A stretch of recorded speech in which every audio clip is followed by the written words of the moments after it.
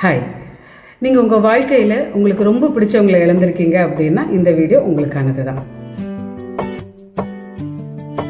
ராதா பாட்டி இவங்க என் சொந்த பாட்டி இல்லை. ஆனால் நான் பல வருஷத்துக்கு முன்னாடி கல்யாணமாகி கை குழந்தை ஒர்க் லைஃப் பேலன்ஸ்னு திக்கு தெரியாமல் இருந்தப்போ பக்கத்து வீட்டில் வந்த தெய்வங்க. இவங்களை பற்றி சொல்லணும் அப்படின்னா அன்பான முகம், அழகாக தலைவாரி, நேர்த்தியாக புடவை கட்டி எப்பவும் சிரிச்ச முகத்தோடு இருப்பாங்க. இவங்க தன்னோட 35 வயசுலேயே கணவரை இழந்துட்டாங்க.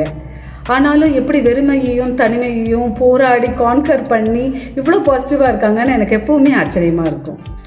அவங்களையும் நல்லா பார்த்துப்பாங்க, எப்பவும் ப்ரெசன்டபுளாக இருப்பாங்க, சூடாக ஆரோக்கியமாக சமைச்சு சாப்பிடுவாங்க. அதே மாதிரி மற்றவங்களையும் பேரம்பேத்திகளையும் ஏன் கொள்ளு பேரம்பேத்தி வரைக்கும் எல்லாரையும் ரொம்ப அன்பாக பார்த்துக்குவாங்க.